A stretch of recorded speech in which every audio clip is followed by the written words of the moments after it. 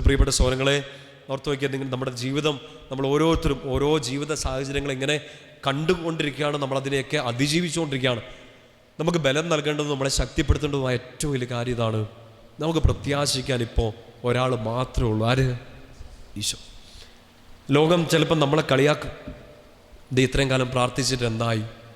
ഇങ്ങനെ വചനം കേൾക്കാൻ പോയിട്ട് എന്തായി? ഇത്രയും കാലം ഈ ആത്മീയ ശുശ്രൂഷയുമൊക്കെ പോയി പറഞ്ഞിട്ട് ഇങ്ങനെ ഈ ബൈബിളും പിടിച്ചുകൊണ്ട് നടന്ന് കൊന്ത താഴെ വെക്കാണ്ട് നടന്നിട്ട് എന്തായി? നിങ്ങൾ ശ്രദ്ധിച്ചിട്ടില്ലേ? ഞങ്ങൾ ധ്യാനകേന്ദ്രത്തിൽ ഇടയ്ക്ക് പറയാറുള്ള ഒരു കാര്യമാണ്, ഞാൻ കണ്ടിട്ടുള്ളതാണ്. നന്നായിട്ട് പ്രാർത്ഥിക്കുന്നവർക്ക് നല്ല ഇടിയായിരിക്കും. വലിയ പള്ളിയിലൊന്നും പോകാത്തതിന് വലിയ കുഴപ്പമൊന്നുമില്ല. ശരിയാണോ? അല്ലേ? നല്ല ഇടിയും തൊഴിയൊക്കെ ആയിരിക്കും. ചിലപ്പം നമ്മൾ പിടിച്ച് നിൽക്കുന്നുണ്ടാവും ആ സമയത്ത്. പക്ഷെ നമ്മളെ വിഷമിപ്പിക്കുന്ന ഒരു കാര്യം ഇതാണ്, ഈ പ്രാർത്ഥിക്കാത്ത, പള്ളി കയറിയാലാത്ത കുറേ ടീമുകൾ നമ്മുടെ അടുത്ത് വന്നിട്ട് ഇപ്പം എങ്ങനെയുണ്ട് എന്നൊക്കെ ചോദിച്ച് നമ്മളെ അങ്ങ് ബുദ്ധിമുട്ടിക്കും. നിങ്ങൾ പ്രാർത്ഥിച്ചിട്ട് എന്തായി? നിങ്ങൾ ഈശോയെ ഇങ്ങനെ പറഞ്ഞു നടന്നിട്ട് എന്തായി? നമ്മൾ അവരുടെ മുമ്പിലും ഈ ലോകത്തിൻ്റെ മുമ്പിലും, പ്രത്യാശ നഷ്ടപ്പെട്ടു പോകുന്ന ഒരു ലോകത്തിൻ്റെ മുമ്പിൽ, പ്രത്യാശയ്ക്കായിട്ട് പല വഴികൾ തേടുന്ന ഒരു ലോകത്തിൻ്റെ മുമ്പിൽ നിന്ന് വിശ്വാസത്തോടെ സ്നേഹത്തോടെ കൊടുക്കേണ്ട ഒരു സാക്ഷ്യം ഇതാണ്, എൻ്റെ ഈശോ മാത്രമാണ് എൻ്റെ പ്രത്യാശ. പറഞ്ഞേ ഹല്ലേലൂയാ. ശക്തിയോടെ പറ ഹല്ലേലൂയാ. നിങ്ങൾ കളിയാക്കിക്കോ, നിങ്ങൾ മാറ്റി നിർത്തിക്കോ, നിങ്ങൾ എന്നെ പ്രാർത്ഥനക്കാരനെന്നോ പള്ളി നിരങ്ങിയെന്നോ വിളിച്ചോ, എൻ്റെ പ്രത്യാശ ആര് മാത്രമാണ്? ഈശോ മാത്രമാണ്. ശക്തിയോടെ പറ ഹല്ലേലൂയാ.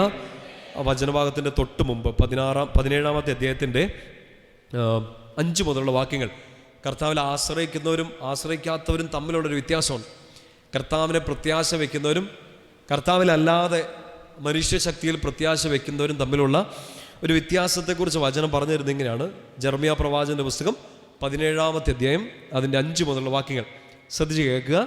കർത്താവ് അരുളി ചെയ്യുന്നു, മനുഷ്യനെ ആശ്രയിക്കുകയും ശരീരശക്തിയെ അവലംബമാക്കുകയും ചെയ്ത് കർത്താവിൽ നിന്ന് ഹൃദയം തിരിക്കുന്നവൻ ശപിക്കപ്പെട്ടവൻ. എന്ന് വെച്ചാൽ നമുക്ക് കർത്താവ് തന്നൊരു, നമ്മുടെ ആരോഗ്യമുണ്ട്, നമ്മുടെ കഴിവുകളുണ്ട്, നമ്മുടെ ബുദ്ധിശക്തിയുണ്ട്, ഇതിലൊന്നും ആശ്രയിക്കരുത് എന്നല്ല പറയുന്നത്. അതിലെല്ലാം ആശ്രയിച്ച് കർത്താവിൽ നിന്ന് ഹൃദയം തിരിക്കുന്നവൻ ശപിക്കപ്പെട്ടവൻ. കിട്ടുന്നുണ്ടോ? അതായത് നമുക്കിപ്പോൾ കിട്ടിയിരിക്കുന്ന കഴിവ്, നമ്മുടെ സമയം, നമ്മുടെ ആരോഗ്യം, ഇത് ഉപയോഗിക്കാതിരിക്കുന്നത് ഒരു ദൈവദോഷമാണ്. എല്ലാം കർത്താവ് നോക്കിക്കോളും എന്ന് പറഞ്ഞ് കൈയും കെട്ടിയിരിക്കാനല്ല കർത്താവ് പറഞ്ഞത്.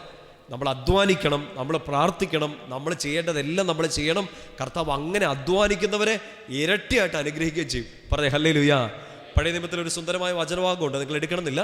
നെഹെമ്യ 2:20 നമ്മളിങ്ങനെയാണ് വായിക്കുക, സ്വർഗത്തിലെ ദൈവം ഞങ്ങൾക്ക് വിജയം നൽകും, സ്വർഗത്തിലെ ദൈവം ഞങ്ങൾക്ക് വിജയം നൽകും, അവിടുത്തെ ദാസരായ ഞങ്ങൾ അധ്വാനിക്കും. കിട്ടുന്നുണ്ടോ? സ്വർഗത്തിലെ ദൈവം ഞങ്ങൾക്ക് വിജയം നൽകും, അവിടുത്തെ ദാസരായ ഞങ്ങൾ അധ്വാനിക്കും. ഇപ്പം പരീക്ഷയ്ക്ക് പഠിക്കാണ്ട് പോയി ആഹാ ഈശോ നോക്കി എന്ന് പറയരുത്. അത് ഒരു തരം ദൈവദോഷമാണ്. അതായത് നിനക്ക് കിട്ടിയ സമയം, നിനക്ക് കിട്ടിയ പുസ്തകങ്ങൾ, നിനക്ക് കിട്ടിയ പഠിത്തത്തിനുള്ള സാഹചര്യങ്ങൾ, നിന്റെ സമയം നീ അത് ഉപയോഗിച്ചില്ല, കർത്താവ് നോക്കിക്കോളും എന്ന് പറഞ്ഞാൽ അതൊരു ഒന്നാന്തരം ദൈവദോഷമാണ്. കാരണം നിന്നെ സഹായിക്കുന്ന കർത്താവിനെ ചുമ്മാ ഒരു സൂപ്പർ മാർക്കറ്റാക്കി മാറ്റി. ദൈവം തീർച്ചയായിട്ടും വിജയം നൽകും, അനുഗ്രഹിക്കും, അവിടുത്തെ ദാസരായ മക്കളായ നമ്മൾ അധ്വാനിക്കും. ശക്തിയോട് പറഞ്ഞേ ഹല്ലേലൂയാ. വചനം പറഞ്ഞ ഭാഗം ശ്രദ്ധിക്കുക. സ്വന്തം ശരീരശക്തിയോ നമ്മുടെ സമയത്തെയോ നമ്മുടെ കഴിവുകളെയോ ആശ്രയിക്കരുത് എന്നല്ല, അതിനെ ഏറ്റവും നന്നായിട്ട് ഉപയോഗിക്കുക. പക്ഷെ അത് ഉപയോഗിക്കുമ്പോൾ ദൈവത്തിൽ നിന്ന് ഹൃദയം തിരിഞ്ഞാൽ അതൊരു ശാപമായി, സങ്കടമായി, വേദനയായി മാറുന്നു. പറഞ്ഞേ ഹല്ലേലൂയാ. ഹല്ലേലൂയയുടെ ശബ്ദം കുറഞ്ഞല്ലോ, ഉറക്കെ പറഞ്ഞേ ഹല്ലേലൂയാ. അങ്ങനെ ഒരാൾക്ക് എന്താ സംഭവിക്കുന്നതെന്ന് അറിയോ? 6-ാമത്തെ വാക്യം ഇങ്ങനെയാണ്, അവൻ മരുഭൂമിയിലെ കുറ്റിച്ചെടി പോലെയാണ്, അവന് ഋതുഭേദം ഉണ്ടാവുകയില്ല, മരുഭൂമിയിലെ വരണ്ട നിർജ്ജനമായ ഒരു സ്ഥലത്ത് അവൻ വസിക്കും. എന്ന് വെച്ചാൽ അവനൊരു മണം ഉണ്ടാവില്ല, അവനൊരു ഗുണം ഉണ്ടാവില്ല, വെറുതെ ഒരു കുറ്റിച്ചെടി പോലെ, മരുഭൂമിയിലെ കുറ്റിച്ചെടി പോലെ. ചുമ്മാ ചെടിയാണോ? ചെടിയാണ്, അത്രേ ഉള്ളൂ. ഒരു ഫലവും അവനിൽ നിന്ന് വരില്ല. പക്ഷെ കർത്താവിൽ ആശ്രയിക്കുന്ന ഒരാൾക്ക് എന്താണ് സംഭവിക്കുക? 7-ാമത്തെ വാക്യം, കർത്താവിനെ ആശ്രയിക്കുന്നവൻ അനുഗ്രഹീതൻ. അടുത്ത വാക്യം ഇങ്ങനെയാണ്, അവൻ്റെ പ്രത്യാശ അവിടുന്ന് തന്നെ, അവൻ ആറ്റുതീരത്ത് നട്ട മരം പോലെയാണ്, അത് വെള്ളത്തിലേക്ക് വേരൂന്നിയിരിക്കുന്നു, അത് വേനൽക്കാലത്തെ ഭയപ്പെടുന്നില്ല, അതിൻ്റെ ഇലകൾ എന്നും പച്ചയാണ്, വരൾച്ചയുടെ കാലത്തും അതിന് ഉത്കണ്ഠയില്ല, അത് ഫലം നൽകിക്കൊണ്ടേയിരിക്കും. പറഞ്ഞേ ഹല്ലേലൂയാ. ശക്തിയോടെ പറ ഹല്ലേലൂയാ. നമുക്കിപ്പോൾ 2 ഓപ്ഷനാണ്. ഒന്നുകിൽ നമുക്ക് നമ്മുടെ മസിൽ പവറിൽ, നമ്മുടെ ബന്ധുബലത്തിൽ, നമ്മുടെ പാരമ്പര്യങ്ങളിൽ നമ്മൾ ആർജിച്ചെടുത്ത എല്ലാ കാര്യത്തിലും ആശ്രയിച്ച് കർത്താവിനെ തള്ളിപ്പറഞ്ഞ് നിൽക്കാം. അങ്ങനെ ഒരു വലിയ ജനസമൂഹം ഉണ്ട്, ഇല്ലേ? കർത്താവ് വേണ്ട, നമ്മൾ നമ്മുടെ കാര്യം നോക്കിക്കോളാം, നമ്മൾ ഉത്തരം കണ്ടുപിടിച്ചോളാം, നമ്മൾ ഇതിനെല്ലാം പരിഹാരം കണ്ടെത്തിക്കൊള്ളാം.